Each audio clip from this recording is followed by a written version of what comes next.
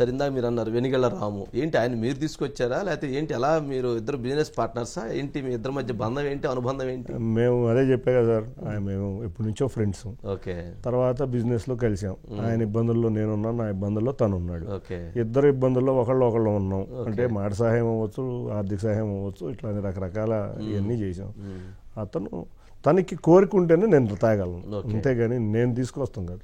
ఏదో గుడివాడలో ఎప్పటి నుంచో గుడివాడలో తను అమెరికాలో ఉన్నా ఎప్పటికప్పుడు గుడివాడ వచ్చి ఒక 10-15 రోజులు ప్రతి 3 నెలలకు ఉండే గుడివాడ మీద ఒక అవగాహన ఉంది తనకి. ఏంటంటే ఒక ఫీలింగ్, నేను గుడివాడిని బాగు చేయాలన్నా నాకు అసలు అనే ఒక ఫీలింగ్తో తను వచ్చాడు. మన ఇంటర్వ్యూలో కూడా అదే చెప్పారు లాస్ట్ టైం. ఆ గుడివాడికి నేను బాగు చేయాలి, గుడివాడికి ఏదో చెయ్యాలి. గుడివాడ మేము చిన్నప్పుడు ఎట్లా ఉండేది, ఇదివరకు ఏదో ట్రాక్టర్లు అన్నీ, ఒక్క ఇండస్ట్రీ లేదు, ఉద్యోగం లేవు, అందరూ ఇబ్బందుల్లో ఉన్నారు అనే ఫీలింగ్ లో తను వచ్చాడు. వచ్చినప్పుడు నేను అన్నా కరెక్ట్ ప్లాట్ఫామ్ లోకి రా, నువ్వు ఏదో సర్వీస్ యాక్టివిటీలో వస్తానంటే కరెక్ట్ కాదు, ప్లాట్ఫామ్ లోకి రా అంటే తనకు కూడా ఆ ప్లాట్ఫామ్ లోకి వచ్చే ఉద్దేశం ఉంది కాబట్టి నేనేదో ఫోర్స్ చేయను, తనకు ఉద్దేశం ఉంది కాబట్టి.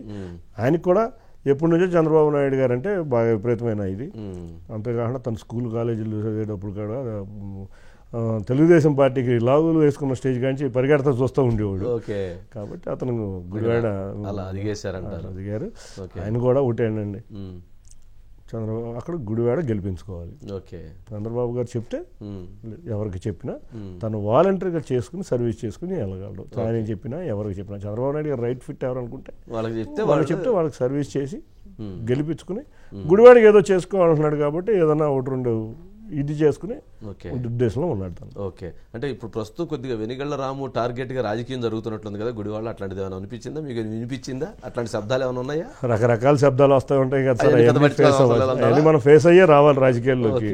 వాటిగా ఏదో రకరకాలుగా రాము ఏదో చేశారు, అది చేశారు, ఇది చేశారు అంటారు. కానీ సార్ ఒకటి, మనిషి క్యారెక్టర్ మనిషి దగ్గర ఉండే ఎంప్లాయీస్తో తెలిసిపోతుంది. ఎంతో మందిని మిలియనర్స్ని చేశాడు, తన ఎంప్లాయీసే తనకి సమాధానం.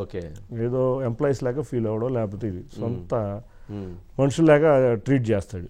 వాళ్ళే మీకు ఆన్సర్. మేము మా దగ్గర పనిచేసే వాళ్ళని మనం ఎట్లా ట్రీట్ చేస్తున్నాము, మనం జనాలను ఎట్లా ట్రీట్ చేయగలం అనేది ఒక ఆన్సర్. తన దగ్గర 3000 మంది ఉన్నారు. 3000 మందితో ఏ ఒక్కరిని అడిగినా నాయన రాము గురించి ఒక నెగిటివ్ వర్డ్ రాదు.